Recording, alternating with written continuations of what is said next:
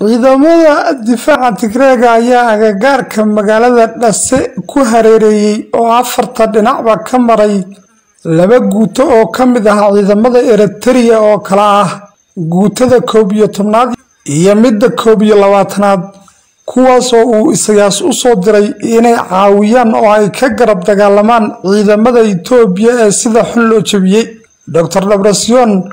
ayaana ka dalbaday ciidamada Eritreanka ah ee ciidankiisu ku hareeraysan yihiin inay isdhiibaan oo aysan fursad kale u banaanayn. ciidanka difaaca Tigreega ayaa bilaabay wajigii afraad ee ugu dambeeyay ee qaybta ka ah howlgalka loogu magac daray Alula Aba Nagatu kaasoo ay rabaan inay ku qabsadaan magaalooyinka Gondar, Bahardar iyo Dhase iyadoo ciidanka Tigreegu qabtay maxaabiistii ugu badnayd ee qoomiyadda Axmaarada ka soo jeeda.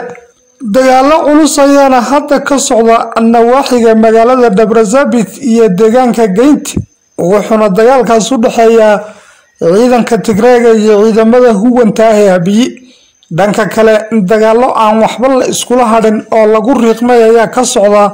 agagaarka magaalooyinka Sulula, Barumida iyo Kutabir. dhalinyarada magaalada Dhase oo ka gadooday cunaqabataynta dhan walba ee muddada saaran ayaa iyaguna mudaharaad ka dhigay gudaha magaalada Dhase iyaga oo ka codsanaya ciidamada gudaha magaalada ku sugan inay ka baxaan si dadku nolol u helo,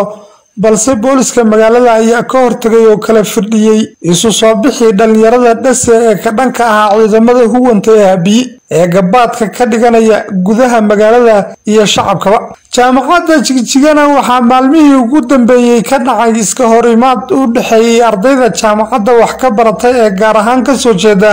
qoomiyadaha Axmaarada iyo Oromada oo sida la sheegay biyo hoostooda iska arkay, waxaana la xaqiijiyay in xataa shalay iska horimaad ku socday kadibna la xidhay 91 arday oo labada dhinacba ah kuwaasoo lagu eedeeyay inay iska horimaadka sababtiisa lahaayeen. shirar wacyigelin iyo dejin isugu jira ayaana la sheegayaa in maamulka jaamacaddu u hayaan ardayda jaamacadda ee gaar ahaan khilaafku ka dhex abuurmay. madaxweynaha jaamacadda ayaana lagu soo waramayaa inuu ciidanka gaarka ah oo gurmad ugu yimid sugidda amniga jaamacadda inuu aflagaadeeyay kuna amray